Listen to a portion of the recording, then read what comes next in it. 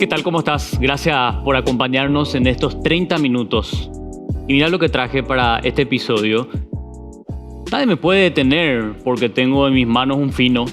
La policía no me va a poder llevar esposado. Pero, según nuestra legislación, yo no puedo comprar esto. Peor aún, no puedo autocultivar esto en mi casa sin joderle a nadie. Bueno, estas son algunas situaciones sin sentido que todavía tenemos vigente en nuestro país al hablar de legislación contra el cannabis, ya que está todavía penalizado, aunque avanzamos un poco en esto de lo terapéutico, donde sí hay una legalización, pero con muchísimas trabas. Hoy vamos a hablar con un tipo que conoce sobre esto. Conoce no solo porque le gusta o porque es consumidor, sino porque estudió. Nos va a contar qué, en qué sentido y mucho más. Mr. Joy con nosotros. ¿Qué tal? ¿Cómo están? ¿Cómo les va? Un placer estar acá. Muchísimas gracias, Carlos, por el espacio y muchísimas gracias a América TV. Bueno, Cristian, en realidad, Mr. Joy es Cristian Vázquez. Así mismo. Pero a.k.a. Mr. Joy. Mr. Joy. Así te conoce la gente. Personaje, es el Batman de Bruce Wayne. Sí, totalmente. Para los que no saben, Mr. Joy está en Instagram, pueden seguirlo. ¿Cuál es la cuenta en Instagram? Y pueden buscarme como Mr. Joy PI. Mr. Joy PI. MRJOYPY. Y ahí ya les va a salir. Muy bien. Y ya se van a enterar a qué se dedica, cuál es el rubro de Mr. Joy. Voy a ir directo al grano. ¿Por qué hay que legalizar el cannabis? Primero que nada, el cannabis fue ilegalizado por una cuestión racista, xenófoba, en los años 30 por el mismo Estados Unidos, que a día de hoy es el primero que lo despenalizó, ¿verdad? Fue una cuestión en donde, por, digamos, tener una causa contra las personas afroamericanas y las personas mexicanas que llegaban al país, se buscaba de alguna forma poder llevarles presas, poder deportarlas o llevarles presas. Porque lo que tenía el miedo, digamos, del norteamericano en esa época, en los años 30, era de que haya un mejunje entre las personas afroamericanas, en que el mexicano venga y le robe los lugares, los puestos de trabajo. Sí. Entonces se buscó un medio para poder primero prohibirle a esa gente, a partir de ahí tener una razón por la cual llevarles presos. Eso fue escalando, fue evolucionando a niveles donde también la industria se fue dando cuenta que el cannabis era algo que teníamos que dejar de lado porque darle, por ejemplo, paso al nylon o al mismo plástico o a distintos usos que el cannabis podía suplir, pero de manera más eficiente y que dejaban de lado obsoletos, cosas que muchas industrias necesitaban. Claro. Entonces, surge en Estados Unidos, pero Estados Unidos, con la fuerza y la potencia que es, tiene la posibilidad de imponer estas políticas en todo el mundo, y Paraguay obviamente no es la excepción. Asimismo, a partir de estudios malversados, digamos, que eran pagados por esta gente que tenía la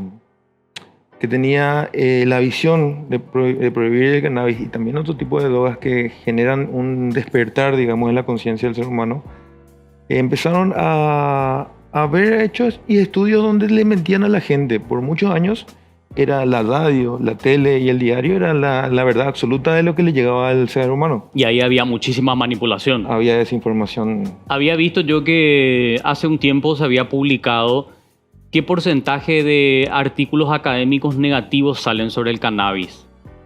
Porque sobre eso sí hay financiación. Sí, sobre ¿no? eso sí hay financiación. Tratando un poco eso que decías, ¿no? De satanizar a la planta. Así mismo. Eso continúa hasta nuestros tiempos. Hoy en día está cambiando muchísimo. Hoy en día, con todo este revuelo que hubo en la devolución del cannabis a nivel... El mismo país que lo ilegalizó, que lo prohibió, fue Estados Unidos, y el mismo país, el mismo estado que lo prohibió por primera vez, que fue California, lo levantó las prohibiciones después, entrando los 2000. Y en 2017 empezó esta acción, este vuelco a darle al cannabis el lugar que se merece y empezar a darle. Realmente necesitamos esta planta. No solamente por una condición de recreativa o medicinal, sino por una condición de ecobiodiversidad. A día de hoy, antes luego, digamos, el cannabis se usaba, el cáñamo se usaba para hacer, por ejemplo, papeles estrictos, se usaba para las velas. Las velas en las que vino Colón estaban hechas de cáñamo. El Tratado de Independencia norteamericana estaba hecho de cáñamo. Es más resistente. Mucho más resistente. Por eso no estaba, por ejemplo, era negativo para la industria, que necesitaba un papel que se desintegre y que obviamente se necesite volver a revender, o el plástico, Claro. o la misma tela. A ver, los beneficios son múltiples, vamos a tener tiempo de hablar de eso, pero lo que estoy entendiendo ahora sobre este relato que estás compartiendo con nosotros, ¿se prohíbe por qué y por qué hay que legalizar? Vuelvo a la pregunta inicial, ¿no? Sí. Este contexto está buenísimo para entender las motivaciones políticas que hay detrás, pero ¿por qué es que tenemos que legalizar? Perfecto.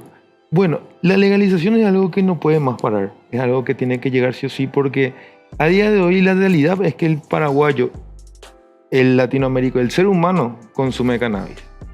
Nosotros tenemos un sistema endocannabinoide que es algo que se generó por años y años de una sinergia con la planta, que hace menos de 100 años esto está prohibido. Pero después era algo que nosotros usábamos día a día. Totalmente. A día de hoy, el cannabis está en poder de lo que es el narcotráfico.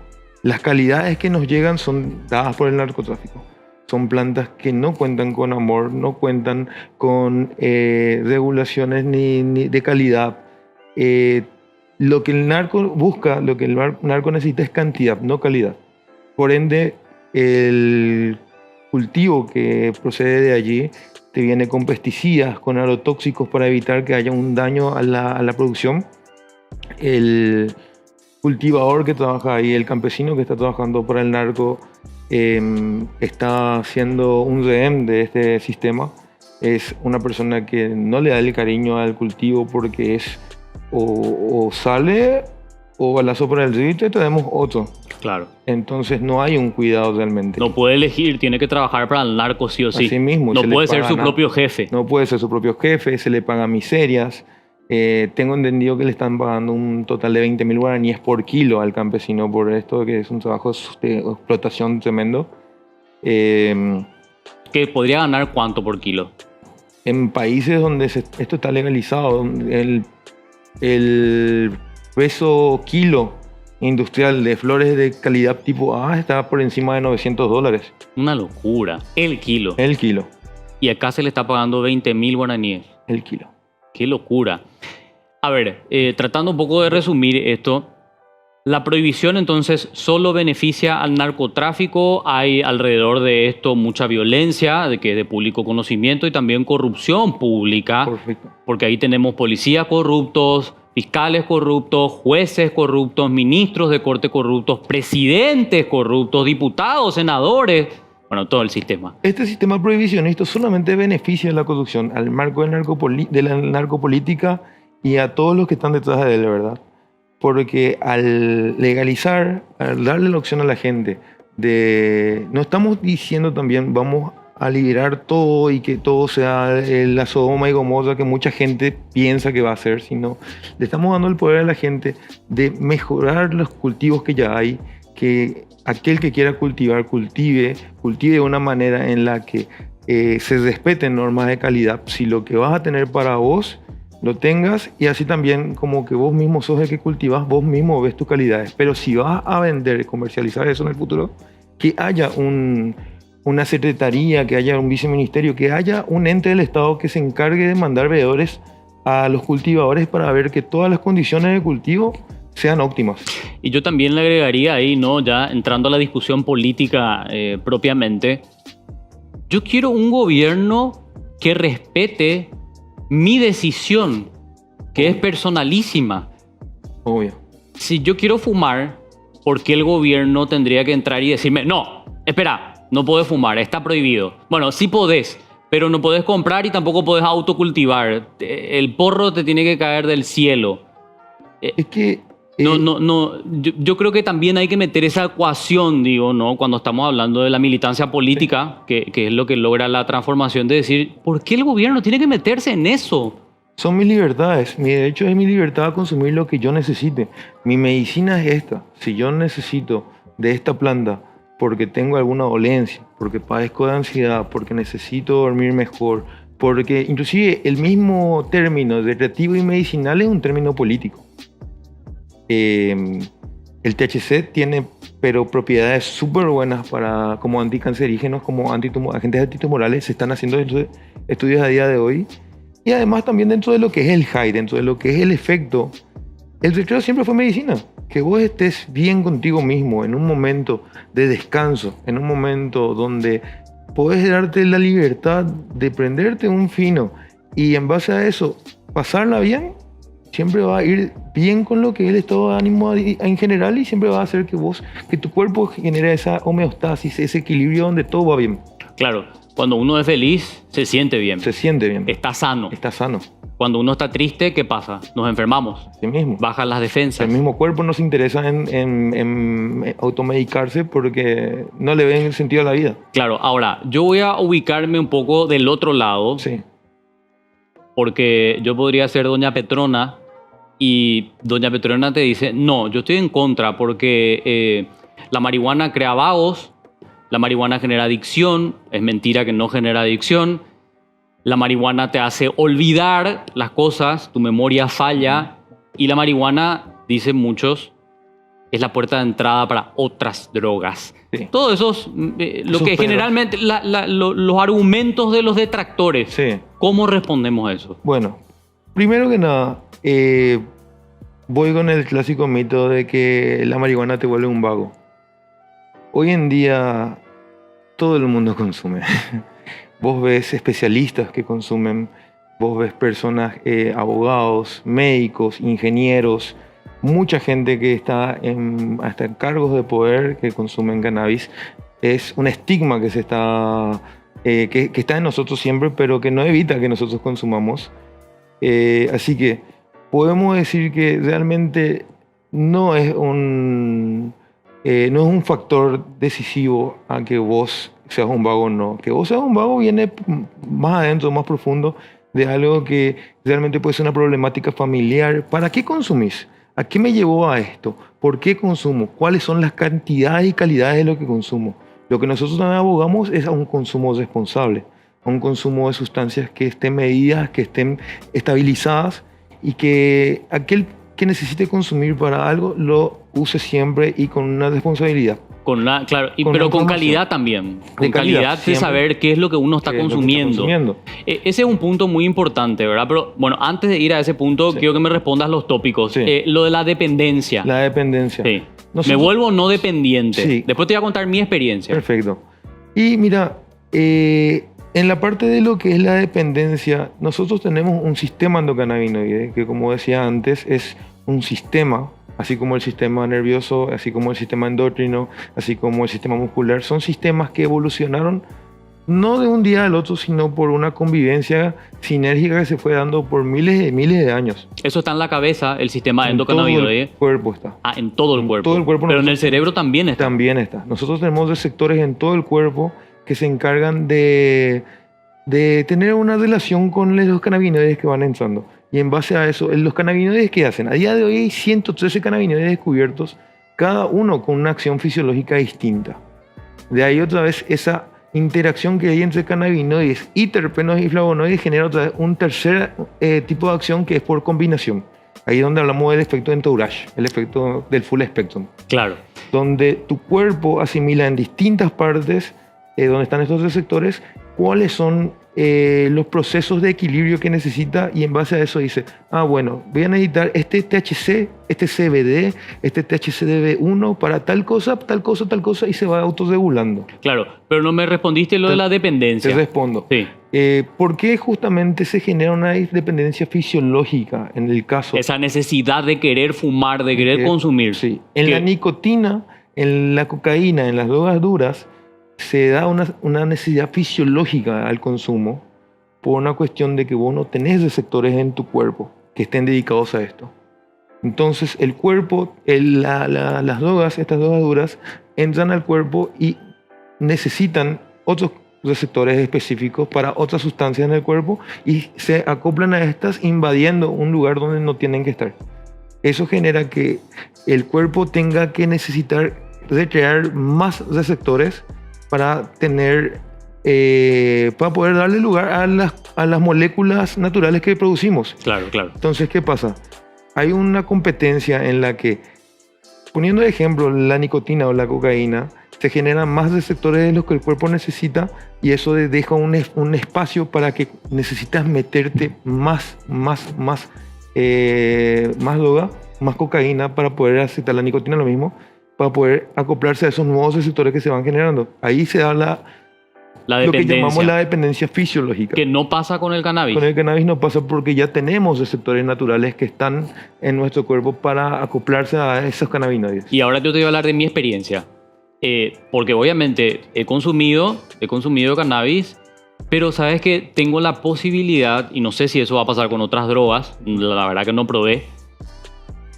Tengo la, ¿cómo decirlo? La capacidad de poder decir, no voy a fumar un mes, no voy a fumar 2 meses, voy a fumar cuando vuelva a querer, ahora no quiero. Así mismo. Y cuesta al principio, o sea, no te digo que es fácil, sí, pero se puede. Obvio. Se puede. Se puede. Inclusive, yo digo, el cannabis también es una cuestión de que, vamos a hacer una diferencia. Sí. Tenemos la adicción fisiológica y tenemos la adicción psicológica.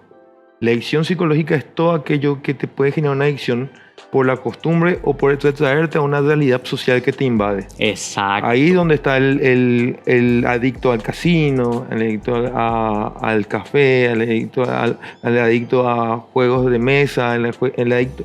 Todo puede convertirse en una adicción si es una forma de distraerse de una realidad que nos está agobiando.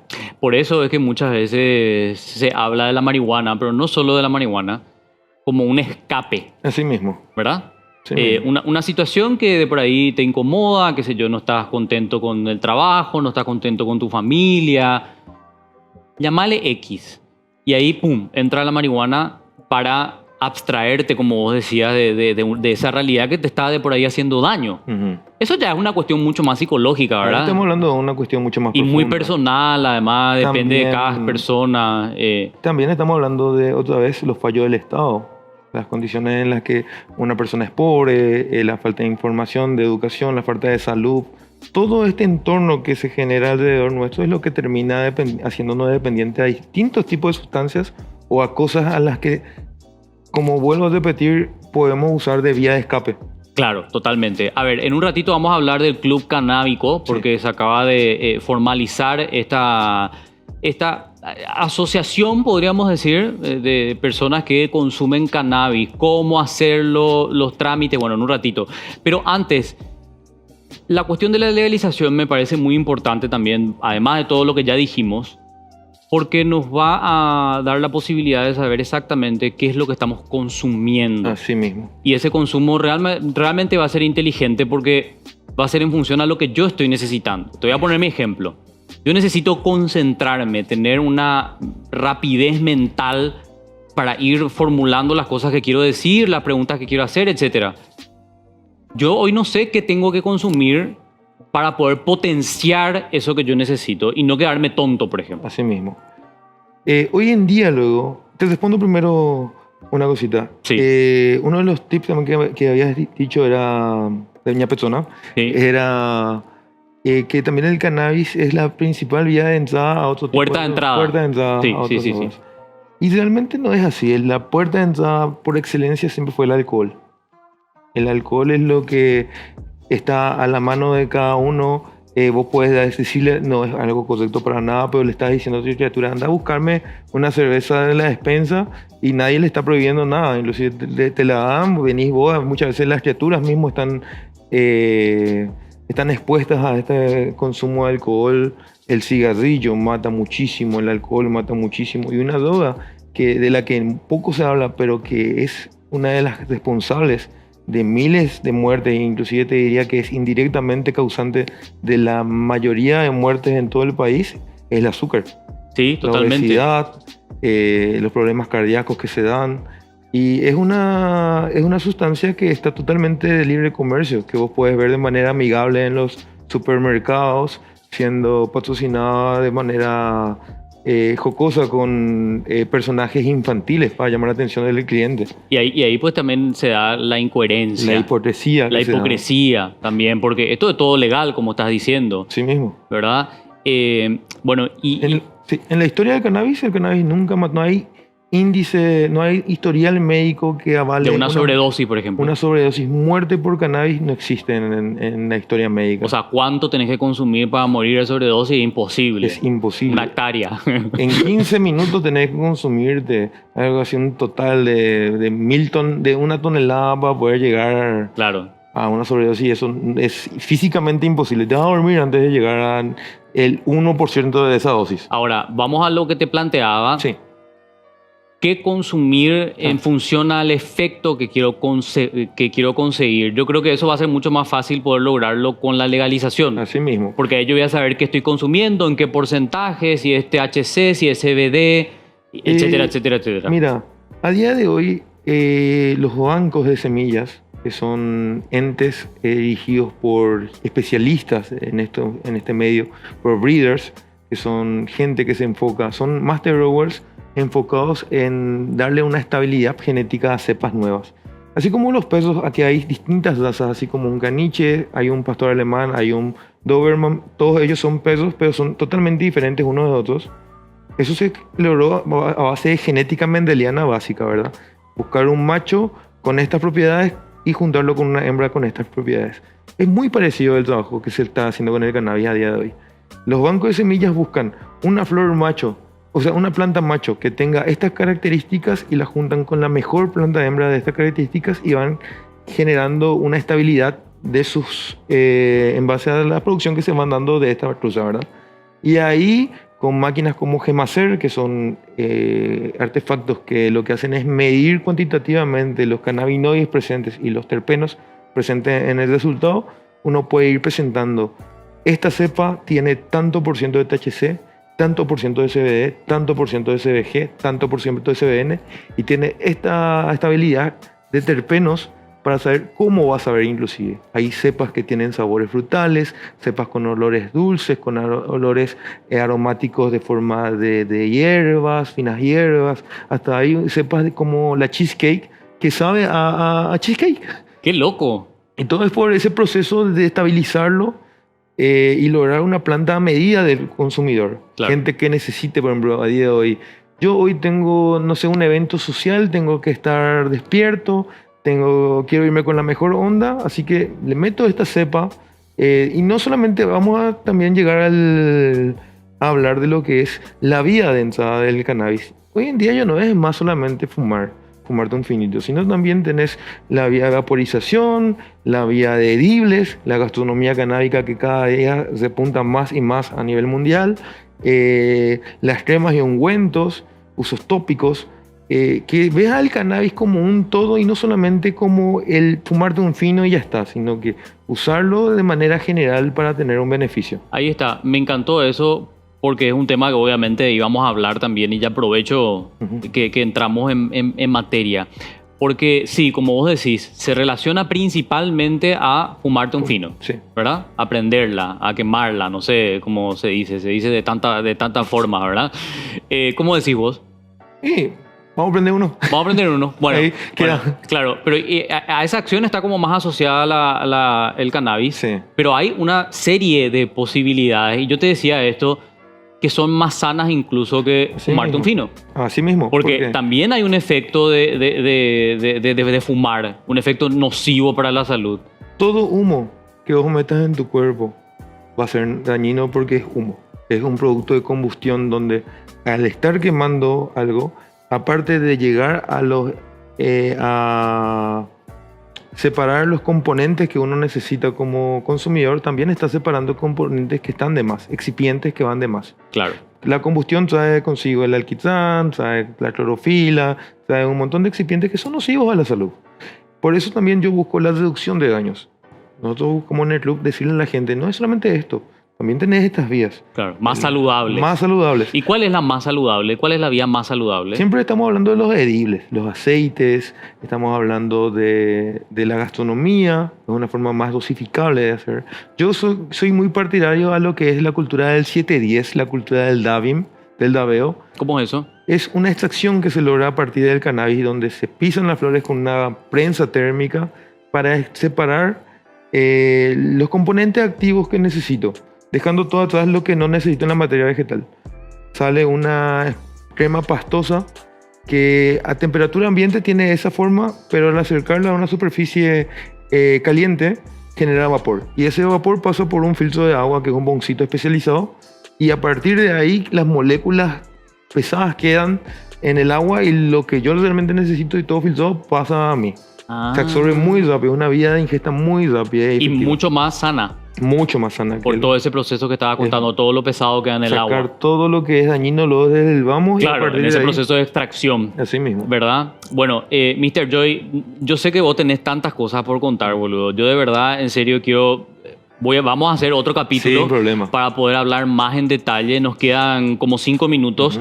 Y no quiero dejar de hablar del Club del Cannabis. Sí, así mismo. Que es lo que nos convocó hoy, ¿verdad? Después, bueno, nos fuimos hablando tantas cosas. Bueno, pero todo tiene que ver con todo, así mismo. Ojo. Es un todo. Club de Cannabis es, yo creo, a ver, mi concepto, ¿no? Una búsqueda de la legalización. Así de mismo. Que esto de poder unir productores con consumidores, etcétera. Así mismo. ¿Cómo es el tema? El Club de Cannabis fue una medida que nosotros sacamos adelante para suplir la necesidad que hay a día de hoy con los consumidores, con la gente que requiere del cannabis, con los cultivadores, con todo aquel que requiere del cannabis y el uso. Es una medida para, como decías vos, legalizarla, mostrar los beneficios del cannabis y hacerle llegar a la gente esto. El Club de Cannabis es la unión de varias personas profesionales que cada una está en un lugar específico para llevar adelante esto. Tenemos una apuesta jurídica que va viendo los vacíos legales para que no vayamos presos. Estamos haciendo un sistema de base de datos de consumidores que los registramos por medio de la Vinavisa como pacientes medicinales. Tenemos un complejo de médicos que están cediendo sus firmas y sellos para poder registrar a esta gente como pacientes medicinales. Estamos buscando que en el día a día se acerquen más cultivadores solidarios, se acerque más gente que quiera tener al club como herramienta para poder darle poder a la gente, como te venía diciendo, darle poder a la gente de usar el cannabis como lo requiera, sin miedo a que venga un ente gubernamental a decirte, no, lo que vos estás haciendo es narcotráfico, lo que vos estás haciendo está mal. Yo me veo a mí mismo como una persona y al club como un ente que lo que busca es ser la opción sana al narcotráfico, ser la opción que le diga a la gente, dejen de consumir lo malo, empiecen a entender lo que es el cannabis ya de una manera globalizada, de una manera que se ve tanto acá como en Argentina, que ya tiene la Deprocan, México, Estados Unidos mismo, Alemania, Chile. Cada uno de estos países está tomando medidas donde se deja de lado el prohibicionismo, y nosotros en el club lo que buscamos es eso mismo. Claro. El punto que me parece interesante que ya contaban es que, fíjense ustedes que este registro que hoy está haciendo el Club del Cannabis, donde vos tenés que ir a registrarte como consumidor, como está contando Mr. Joy, lo tenía que haber hecho el Estado a través de Dinavisa. Sí mismo.